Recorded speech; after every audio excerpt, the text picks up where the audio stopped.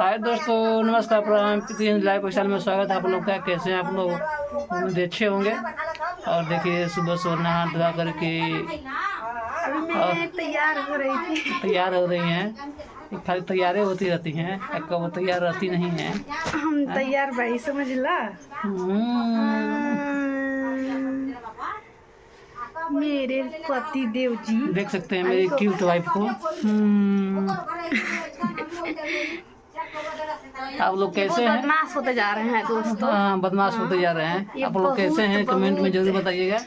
हाँ, आप लोग कमेंट करके जरूर बताइएगा कि आप लोग कैसे हैं और कौन कौन हमको लाइक कमेंट करता है और इनको कौन कौन लाइक कमेंट करता है। इनके लिए जो करेगा ना वो इनका नाम लिख के भेजेगा। जो मेरे लिए लाइक कमेंट करेगा ना, मेरे लिए मेरा नाम लिख के इनको लाइक कमेंट कोई मत कीजिएगा दोस्तों, सिर्फ हमको लाइक कमेंट करेगा। हमरा के सब कोई करी, देखिए ना हमारा ढेर लाइक कमेंट तो लाइक कमेंट एक को नहीं आएगा, हमको सब आएगा।